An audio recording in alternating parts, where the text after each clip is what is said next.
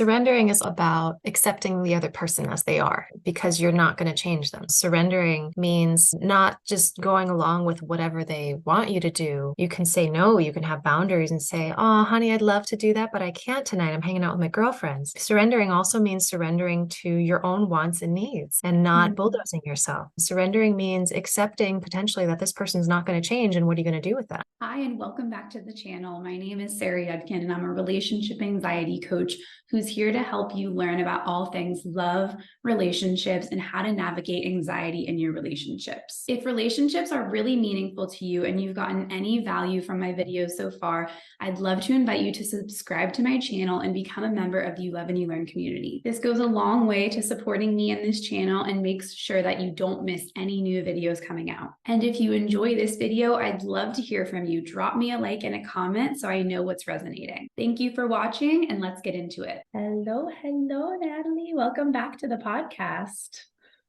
Yeah. Hi, Sarah. Thank you for being my first guest that has come back for a second time. I really loved our first chat, and I know a lot of others did too. And this one, have a feeling about it. It will be another great one. I'm very thrilled to be back for seconds. The Yes. first time was delicious. Indeed. And we talked a little bit about what we wanted to cover, but I'm excited that we didn't really get too much into it because the topic is so vast and it can go in so many different directions.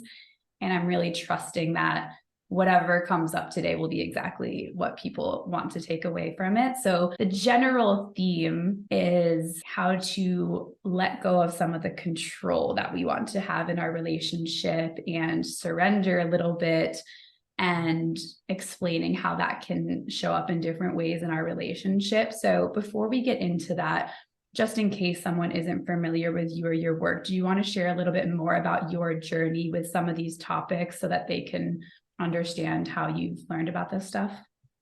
Yeah, I can do that. So my name is Natalie Kennedy. I'm known online as a relationship anxiety coach, but that's just a name I've plopped on what my work has ended up in. But fundamentally, I teach mindfulness within the context of partnership. And my husband, Preston, and I, we've been together for about 12 years. And for about 5 or 6 of those, I had one foot out the door. I had multiple divorces between my parents. Some I witnessed, some I didn't. But just the fact that there were multiple divorces between my parents, I don't know how this happened, but I adopted this idea that I was not cut out for marriage. But if I was to get married, I needed to find somebody perfect because I saw my parents as failures for having gotten divorced. And I did not want to be a failure. I wanted to have a successful relationship. And so for a while, I believed that successful partnership means no flags whatsoever. And so my husband and I, when we first met, we were madly in love, and we graduated college and went into the workforce in our own separate directions. And life happened. We became grown-ups, although really we were just toddlers in adult bodies. And the real work began. We totally fell out of love with each other. We became codependent. I had enormous relationship anxiety, constantly questioning the relationship. And long story short, I had a come to Jesus moment where I realized I needed to get my eyes back on my own paper. And I took some time, even without breaking up, I just broke up inside of the partnership. So, not changing the label of being in a relationship, but refocusing on me. I spent some time traveling, and during that time, I really found myself again within the context of partnership, and I pulled my other foot out the door. But that was just the beginning of that. There's going from terrified to not terrified, but not terrified doesn't necessarily mean you're alive and well. It just means you're not dying anymore. So going from dying to not dying is progress, but the whole purpose of life is not to be just not dead. So I went from having a lot of relationship anxiety to not having relationship anxiety, but still having a pretty mediocre relationship. And then the next stage started happening for me of, okay, I'm not freaking out about my relationship anymore. I don't have one foot out the door. I'm okay with it being whatever. And I don't want it to just be whatever. I want to make it amazing. I want it to be sexy. I want it to be spicy. And that was a whole nother skill set. So going from scared to not scared is one skill set. Going from not scared to in love and passionate, that's another skill set. And a lot of the second half of the work has been even more getting my eyes on my own paper and seeing what was mine and what was his and not getting involved in his stuff. So that's been my journey. And I happen to share about it, and people happen to like it. And so I Mhm. guess that's where my work ended up. And now I'm here today with you. Yes. And for those who haven't already, I think it's episode number 12. We kind of talked a little bit more about that bit you mentioned about taking some space to find yourself again while in the context of a relationship still. So we talked about the theme of being single while in partnership. So for some background context, listening to that episode may help you piece together some of what we're going to share here. But Yeah. you said the phrase staying in my own lane or keeping my eyes on my own paper. What do you mean by that? And what is it when someone isn't doing that? When they have their eyes on someone else's paper, like their partner, what does that look like? How does it sound like? And when did you notice that that was no longer feeling good for you? Yeah, so to me, keeping my eyes on my own paper means I don't get involved in other people's stuff. I don't take responsibility for preventing the consequences of someone else's behavior. So for a long time, I thought I loved my husband so much that I just wanted to prevent anything bad from happening to him.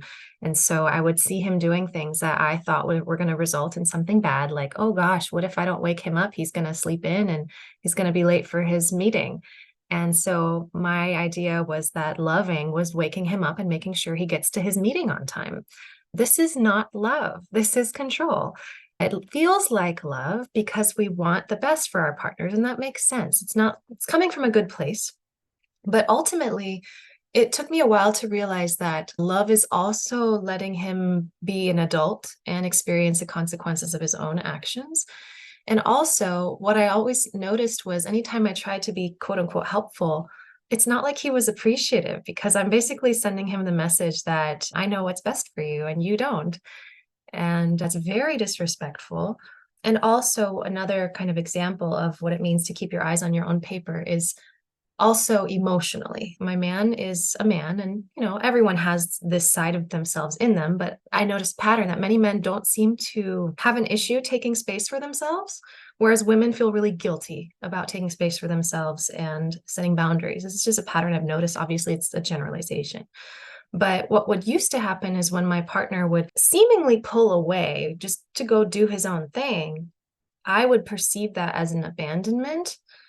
And so I would go chasing after him, trying to figure out what's wrong when nothing is wrong. He's a human that needs solitude like anybody else. And what would happen is he'd be unapologetically focusing on him. And now I'm focusing on him too. Who's focusing on me? Nobody. And to me, getting my eyes on my own paper is focusing on me while letting him focus on him. Yeah, I love both of those. And I almost took two themes, like you said, away from that. One of them is the controlling of actions to try and help, but it ends up being you are taking over for them or trying to manage day-to-day things or parts of maybe their schedule or things that they can have their responsibility for. So that's one theme. And then the space piece, which is that any sort of space that your partner would take away from you. And I can relate to this when Nate is like, oh, I'm going to go do my hobby right now, or I'm just going to stay home while you go do this thing. There's this inner dilemma where it's like, does that mean something about me? Or does that mean that you don't want to spend all of your time with me? So maybe let's go into a little bit more about each of those because I can relate to both of them. And I'm sure a lot of people listening can too. So when it comes to the controlling part, what are you doing now instead? And did that take a long time for you to see the fruits of? Or how did you start releasing the need to butt in or add your lovely, helpful opinion towards your husband? My lovely, helpful opinion, which is for everybody else except myself. So, funny enough, I knew this stuff, but I actually didn't really hardcore start adopting it until maybe this past winter, starting January or February of 2023, My husband and I were on a flight to Australia, which is a really long flight. And I was reading the book, The Empowered Wife by Laura Doyle. I don't know if you've heard of Laura Doyle. You've told me She's a about her. she's a little controversial, but I think that there's a lot of really helpful bad bitch insight in there. And she said, you're so used to leaning in and checking in and trying to get his attention by doing that you forgot that you can get his attention by not doing. You can get his attention by leaning back and just relaxing into your own energy, your own, maybe what we might call femininity. And it was funny because in the moment that I was reading that, we were on a red eye flight and he was sitting next to me and I was tired and grumpy. And I just wanted his reassurance. I wanted him to be like, hey, how are you doing? Can I get you anything? But I don't want to tell him to do that because that kind of doesn't feel quite as satisfying when you make them do it. It's more satisfying when they do it out of their own free will, out of an own impulse to care for you. And Laura Doyle said, you're never going to experience the joy of someone doing it to you out of their own impulse if you're constantly soliciting it.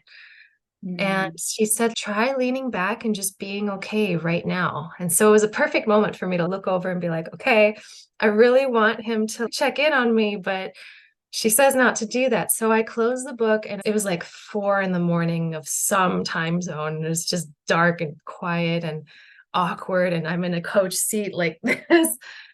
And I just decided to close my eyes and relax my body and drop my shoulders and relax my jaw and just breathe a little deeper and find a couple pockets of comfort in this coach seat. And I shit you not, Sarah, in 2 minutes, he put his hand on my knee and he's like, hey, can I get you anything? And I swear to God, I almost fell out of my chair.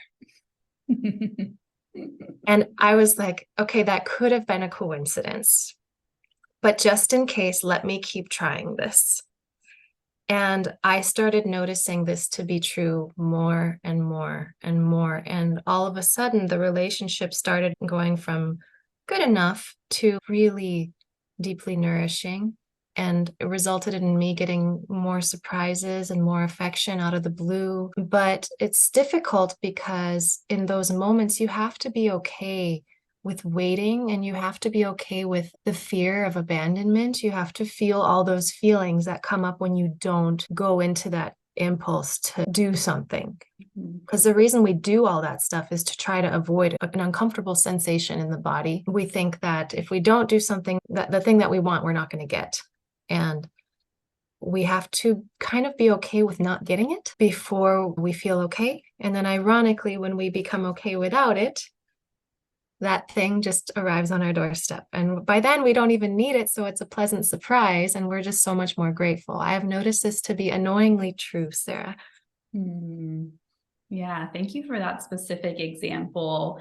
And I love how you, especially even the very little pieces of getting cozy in the chair or just deepening into the comfort of not even the most comfortable situation. It's 4 a.m., it's dark, but you're still taking that pause to get centered and almost give yourself what you need. I'm not abandoning you, Natalie. I'm going to be here.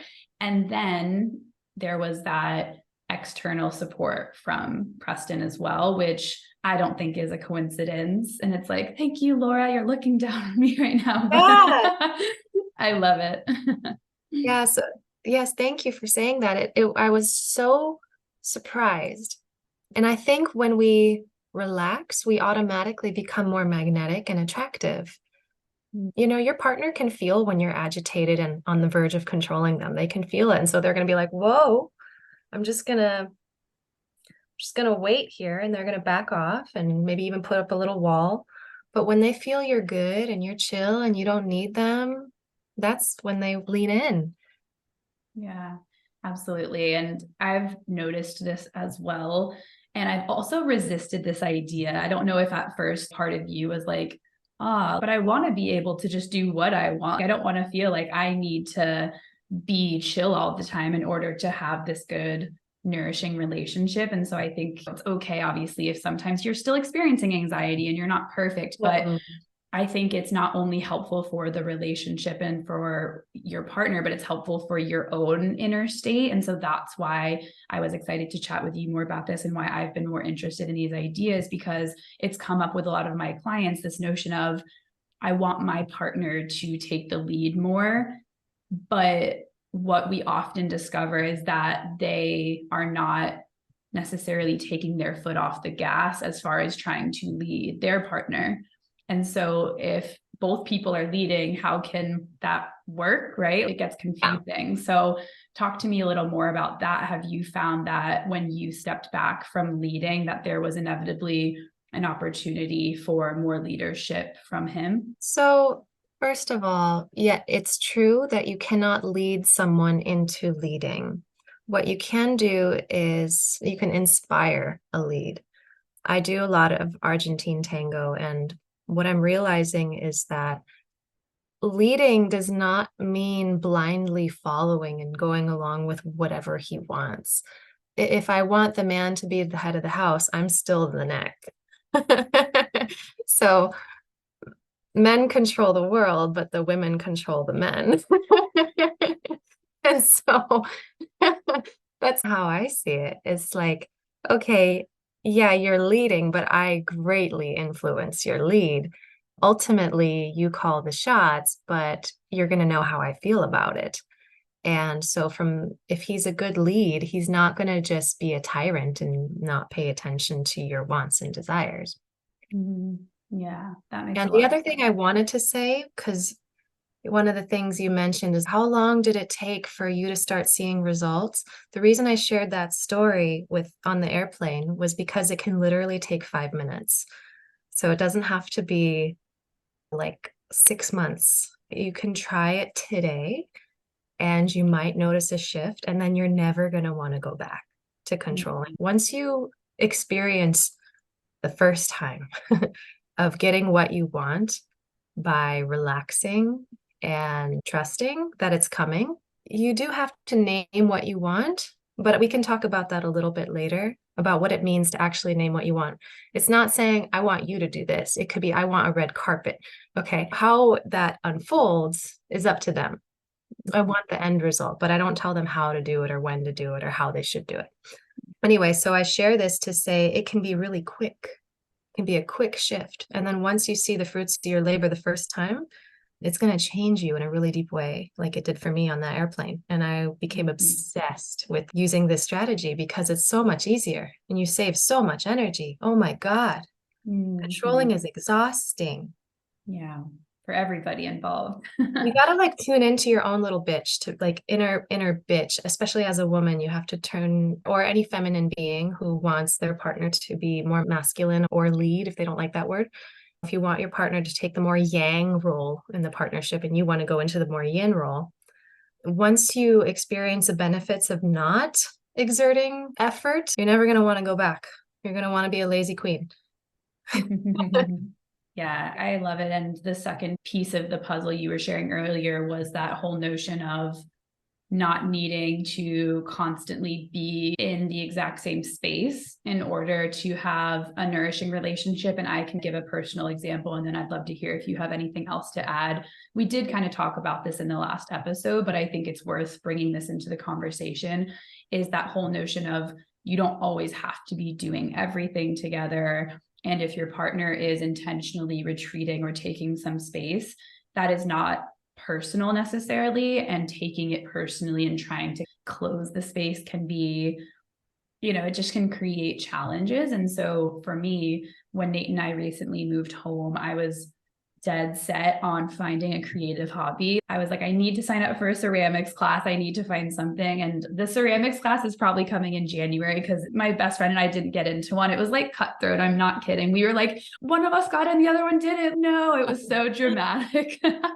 But anywho, I started doing watercolors and I got it as a birthday gift. And it's been so relaxing, and especially even getting together with girlfriend and doing it and just having quality time and going over to watch Golden Bachelor, just girl time and things that really fill me up and help me get out of the house and take care of myself.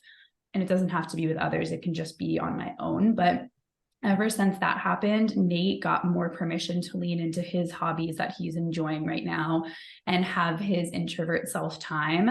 And then when we come back together, it feels really connected versus towards the end of me living in Sweden, I was starting to feel like I didn't have these activities, or I was starting to resent when he would take that space because it meant that I didn't have something to do, but it was really that I just didn't take that ownership.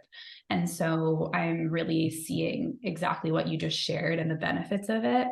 And I just wanted to bring that in, but I'd love to hear how you started making that transformation and how you realized that him taking space was not a dig at you and it wasn't a sign of abandonment. It was just a necessary part of the dynamic for you guys.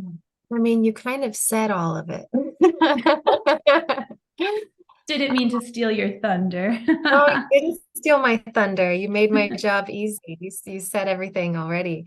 I feel very inspired by your story about choosing to take up watercolors with your girlfriends, because to me, there is nothing quite as fulfilling as hanging out with girlfriends. My husband is wonderful and he is very sweet and validating, and he's a great listener.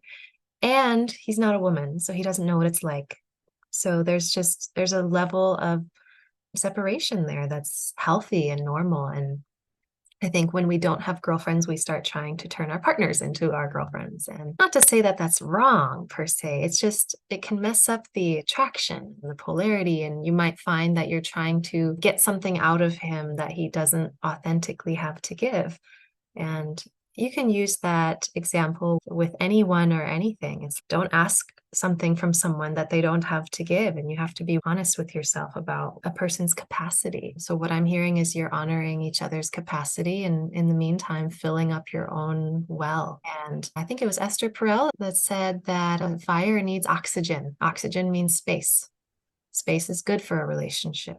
The needy, anxious, chasing parts of us maybe would like to believe otherwise. Mm-hmm. Yeah, that makes a lot of sense. And earlier, you mentioned this idea of being able to get your needs met still, but perhaps not in the exact way that you're expecting them to be. And before we had jumped on, you had shared this idea that you've leaned more into surrender lately in your partnership, but that it took you a little bit to suss out, is surrender this passive thing where you just don't do anything at all and you completely release, or is it somewhat of an active practice? So talk to me a little bit more about what surrender means for you, and especially in this context of releasing control in your relationship. Yeah, thank you for saying that, because surrender is such a loaded word and a lot of people think it means submissive or passive.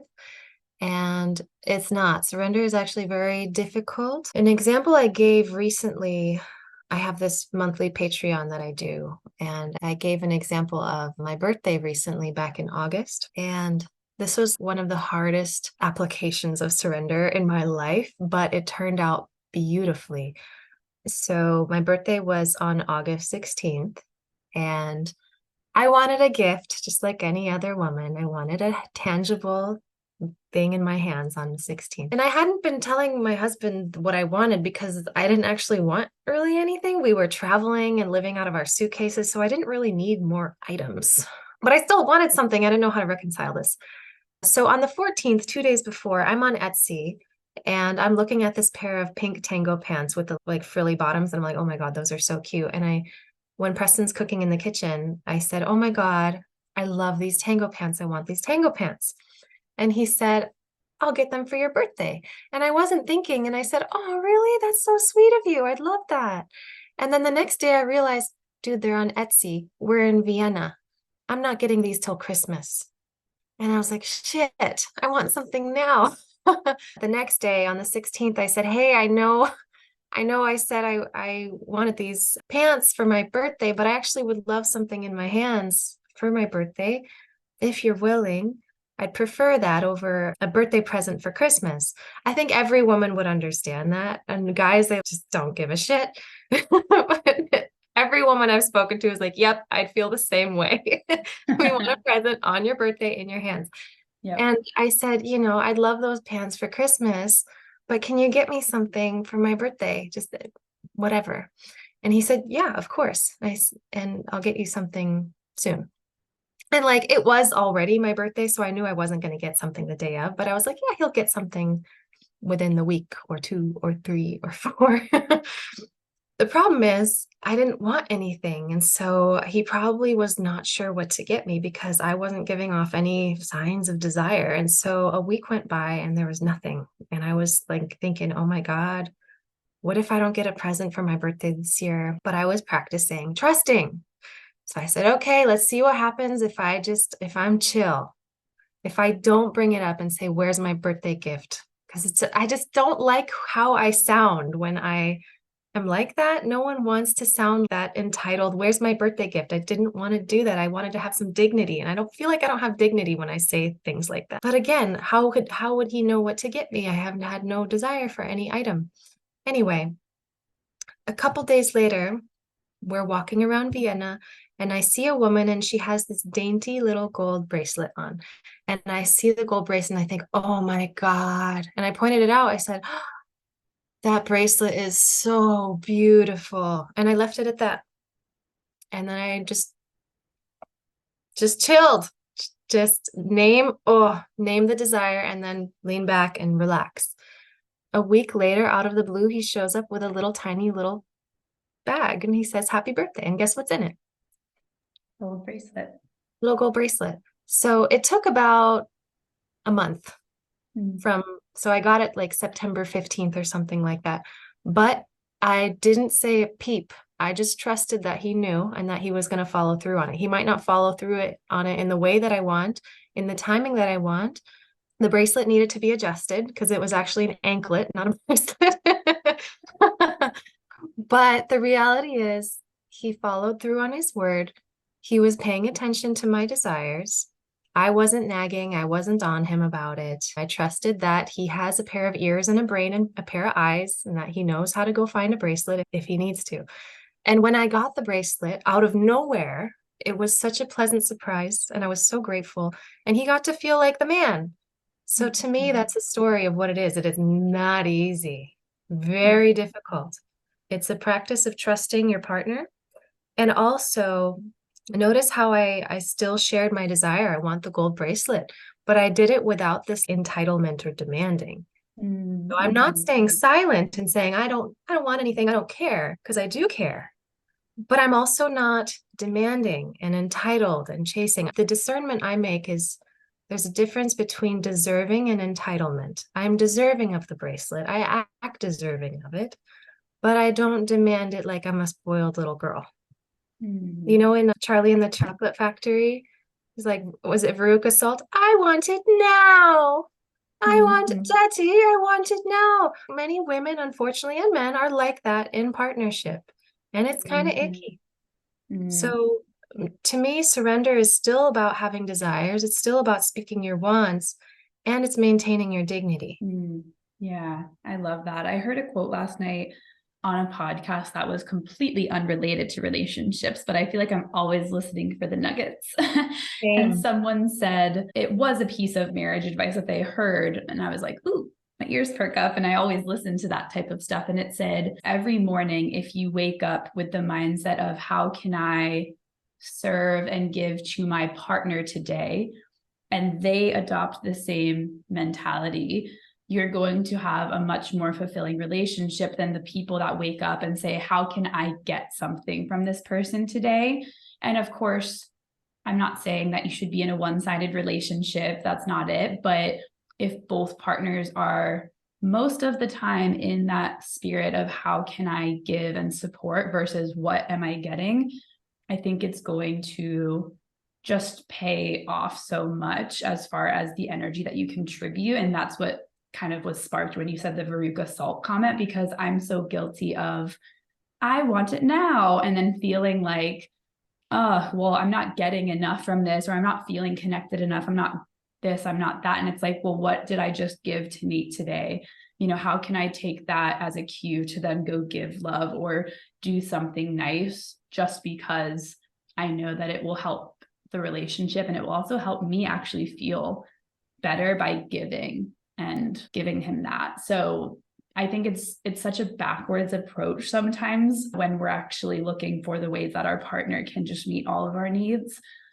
And the nuance with that is that, of course, you still have needs. So it's important to honor that, but maybe in more of a surrendering type of way to try and get the needs met. Yeah, and also the caveat of that is I used to take that advice, and it's not wrong, it's true because so many people are entitled in partnership. They think about what they can get as opposed to what they can give.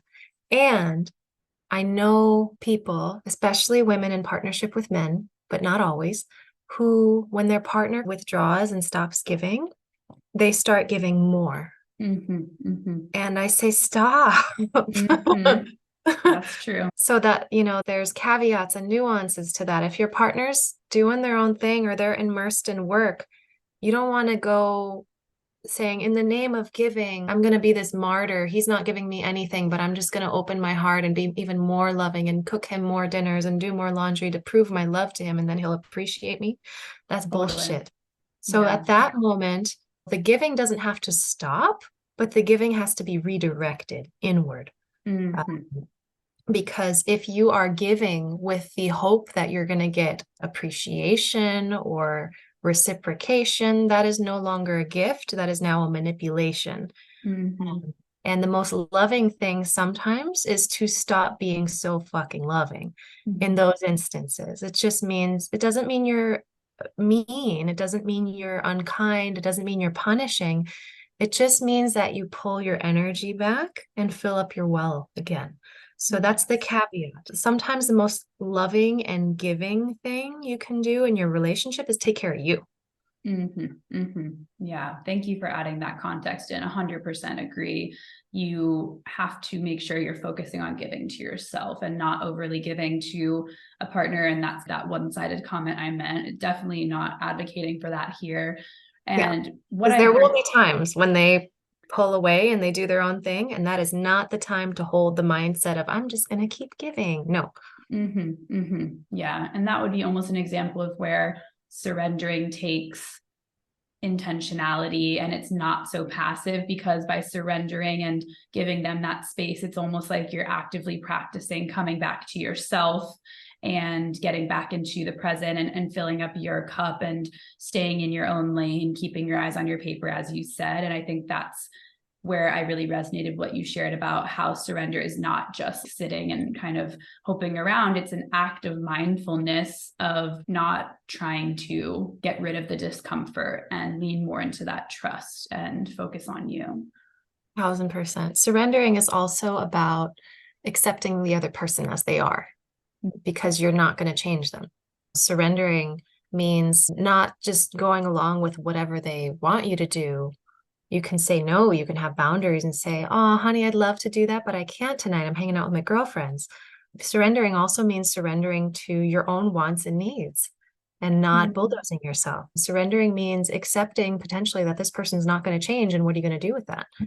If you're in an abusive relationship, surrendering doesn't mean taking the abuse. Surrendering in that case would actually mean accepting that they are abusive, Mm-hmm.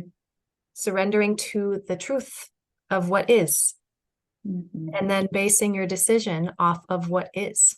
So it means it's a very active practice. It's not for the faint of heart. Yeah, absolutely. And a client recently, actually multiple clients have had similar experiences where they realized that they were changing parts of themselves in order to be more, I guess, connected to their partner, because there were parts of themselves that maybe didn't quite fit with the dynamic in the relationship, or things that they loved to do that they stopped doing. And they almost felt like there were parts of themselves that they were giving up. And when they were able to reclaim some of those things and bring those back in, they realized that they felt much more connected to their partner again and much less of a panic that they needed to leave the relationship. And so I love that piece that you just said, because sometimes surrendering to quote the truth or whatever is really going on might mean I've actually been sacrificing some parts of myself in this relationship And that doesn't necessarily mean that I need to leave it in order to get those parts of me back, but it might mean that I need to surrender all of this energy I've been placing towards my partner and pull it back in. Beautifully said. Thank you. What are your thoughts if kind of what you just said, we're not trying to have someone that's only giving martyr energy. That's not what we're really talking about. But at what point, if you're surrendering, actively letting go, and there are still needs that are not getting met, at what point do you feel like someone has maybe given it their best shot at doing their role, and there's maybe something that isn't going to get met in the context of a relationship? My relatively simple metric is when you take really, really good care of yourself, does the relationship get better or worse? That's a really good question, actually. Yeah, Mm-hmm. it's very simple, but it makes such a good point because if someone's really taking good care of themselves, there's often downstream effects, and you can kind of tell what those are pretty quickly. Yeah. If you're with a malignant narcissist, they don't want you to be empowered. They will try to prevent you from hanging out with your friends. They will try to stop you from having hobbies and stop you from getting an education. I had a girls' night the other night and with one of my girlfriends, and we watched The Other Woman. Have you seen that movie? I don't think so. Who is it like? Or there Such a anyone I know in it? Or Nicki Minaj is in it. There's this one sentence that she said that my girlfriend and I looked at each other and we've been texting this sentence back to each other all week. She said, "Selfish people live longer." I Nicki love it. Minaj is like, "Girl, take care of yourself because selfish people live longer." And my girlfriend and I were just hooting and hollering over that. And we were like, "It's true. Selfish women live longer. Selfish people live longer." And so we were thinking, man, how can we apply this? And I think when you are more self-focused, selfish to me does not mean I take care of myself at your expense. It just means I'm self-focused. I'm not deliberately trying to hurt you or anything. And ideally, I can take care of myself in a way that honors you and doesn't take anything away from you. So to me, that's what selfishness is. Or if you don't like selfish, use the word self-focused. But when you're really focused on yourself, the relationship ought to improve Mm, because you're going to start glowing and your partner might be more inspired to add on to your glow. They don't replace it. This is where that advice of you need to know how to be single. You need to know how to be alone. I still think it's true. I don't think that you can't enter a partnership if you don't know how to be alone. Just know that that's going to be a limitation you're going to run into if you don't know how to be alone. Anytime you are alone, it's going to freak you out, just like being single freaked you out. It's going to be something you'll have to face at some point. So mhm, you need to be okay being single. You need to not have to need your partner. You want to be with them. You don't have to be with them. mhm, So, however, if you're with someone who's more abusive or tyrannical, they're not going to want you to be autonomous and independent. They're going to want to belittle you, control you, demean you. So it's a simple metric. If you take really good care of yourself and you get happy and the relationship goes to shit, that's not the right relationship.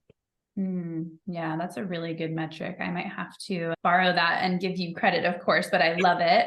And yeah, I think that's so important. So, so important. I don't have anything much else to add to close this conversation out, but we can talk about it for however long we decide to. We had mentioned that this art of letting go, because it is an art, and the art of surrender and the practice of releasing control and staying on your own paper, all of that has affected the way that you and your husband have shown up in your sexual and intimate connection. So without me going any further into any sort of prompts, talk to me more about that and what you've noticed since this transformation. So we have some things going on in the background of our lives that are a bit stressful. So a part of me is like, I am no person to talk about this, but I will talk about the times when it works really well. Mm, The times when it works really well, my cup is really, really full. And I don't need him much, and he doesn't need me. We want each other. We choose each other of our own free will. And to have a great time in the bedroom, it starts with everything outside of the bedroom. So clear up resentments, which Clearing up resentment does not mean telling your partner everything you resent about them and hoping that they respond well. It means noticing where you've kind of been a victim in some ways and not taking responsibility for your aliveness and your pleasure, and clearing that up and not putting yourself in a position to get taken advantage of all the time. And making sure that you set your life up in such a way where you're good. Even if you're in a partnership, this is where it's an art. You got to figure out, how do I, if I'm living with somebody, how do I set up my life in such a way where I'm going to be good? So maybe you have separate bathrooms. You and I were talking about this before you hit record. Okay, Mhm. and maybe if you don't have separate bathrooms, can you have a separate towel rack? Because I do not like my towels being touched. Like, don't touch my towels. Don't touch my towels by using it. Don't touch my towels by putting your towel on top of my towel. I don't like controlling. And so at some point I was like, honey, I don't want to fight with you about towels. I would like my own rack or something because I love you and I care about you. And I want us to have our own separate things here so that we don't fight. And I love you too much to fight over this. Let's prevent it from happening. So, how do you set up your life in such a way where you are, in a way, in control of your environment so that you can enjoy life, so that you can surrender inside of that? Mhm. That's part of it. And then another part of it is slowing down in the moment and letting the moment be as it is. It doesn't mean you don't want it to change. It doesn't mean you don't name your desires. It just means that right now, in this second, your body, your physical body is relaxed amidst the external being whatever it is. And that can include in your lovemaking. So it's important to not compare your current lovemaking experience with something you saw in a movie. Just, you got to be able to drop the fantasy and find the little pockets of what is working. So maybe he's not going down on you in quite the way that you like, but you like where his hands are placed. And so you can say, I like where your hands are placed. That feels nice. Mhm. Or, where is the pleasure? Mhm. If it's not hurting you, it's probably okay. But you can make suggestions, but at the same time, I think there is a mild caretaking of your partner's ego that is worth noting. It doesn't mean you have to completely do it, but a little bit. Mhm. Mhm. That some people might disagree with me on that one, and I would totally understand. And you can take that part of what I say with a grain of salt. But I take my partner's ego into consideration when I make decisions, because when he's all wounded and huffy, it doesn't really benefit me. So finding a tactful way, which is an art, to name what I want without make wrong is really difficult. And I don't know, this is a lot of just a bunch of random stuff. It's not like one playbook that I have. It's just notice what he's doing right, name it, say thank you, be gracious, do no harm, but take no shit, you know, and notice what's going right, and be gracious about that. And what you water and what you focus on grows. So if you're focused on how your sex life sucks, it's probably going to stay that way. If you intentionally, deliberately look for some things that are going well and name them and water them, things will start to improve. This has been my experience. Mhm. I don't know Beautiful. if that was helpful. It was all just like random blah, blah, I like the because random. I'm still figuring it out, but I've noticed those few things have been helpful. Like, make sure that things are set up outside of the bedroom to caretake yourself. You're going to be happier overall. You're going to be more receptive. Don't go from like working 8 hours a day and then jump in bed and expect that you're going to be ready right off the bat. No, you're going to need time to slow the hell down and get Mhm. into the mood. Foreplay is real, and it starts way outside of the bedroom, Yeah. way like many hours. Yeah. No, I thought all of the blah, blah, blah, blah, blah was beautiful. Okay. Yay. Appreciated. And it's helpful too, just to hear that. I mean, right at the beginning, you were like, we're in kind of a busy season of other things going on. And so sometimes this all feels like it really applies, and other times it doesn't. And I think that's a really important message, even though so much else in there was, I really want people to listen. And if you need to listen again, that's fine. But I just want to reiterate that part on my end, because I think that's kind of been Nate and I's dynamic too. Sometimes not even just physically or sexually or emotionally, we're really connected and strong. And then other times we're not, but it's like, there's just so many things that are at play at any point. So when you can come back to that center of, if I'm taking care of myself, does this challenge, improve? And am I more receptive to finding creative solutions? I think that one question can go such a long way in so many different areas. Hmm. And it really comes down to being deeply attuned to yourself. So, like I said, some of the things that I share that worked for me now might not work for me 6 months from now. We're going through some personal transitions right now, and there's stuff going on that I'm not comfortable sharing yet. But it's caused me to be more like stressed out and tired. And one of the things that Press and I were doing regularly is we both have a tango membership. Like we have a dance school membership and we do tango like 2, 3 times a week. And right now I don't have the energy for it. I don't have energy to do tango, but like I've loved tango for 6 years. Mm-hmm. And so for me to all of a sudden be like, I don't really want to go to class right now. I'm too tired. The other day I was like, I need to drop the membership and use that money to go to the spa. Mm-hmm. And I never considered that. It was just a given that I'm going to be paying for tango classes. And it's like, no, actually, at this particular season in my life, I need something different. Don't assume that anything is a given and that it has to be that way. If you are constantly cleaning and you're tired of cleaning, what can you drop? What can you drop something and get a little extra money to hire a maid twice a month? There's always ways to wiggle things around based on your priorities. So, what would take you from feeling okay to like really good? For me, tango used to feel really, really good, but now it feels okay. And what would feel really, really good is a massage. So, let me actually put my money where my mouth is. Mm-hmm. Yeah, such a good reminder of not constantly analyzing your choices, but just constantly checking in from that curious place, just inquiring, like, oh, is this still clicking for me right now? Or is watching TV every night helping me and my partner connect? It doesn't have to be that every night you have this crazy activity together, but if you notice a pattern of, oh, we're just kind of both on the couch every night, then maybe one night a week you just start going for a walk after work or something, or after dinner. It doesn't have to be this groundbreaking change, but just knowing that you are so much more in control, or you have so much more power to inspire the change you want to see in the partnership. Yeah, you have all the power. Yeah, I love We it. often get resentful when we think we don't, but we do. Yeah.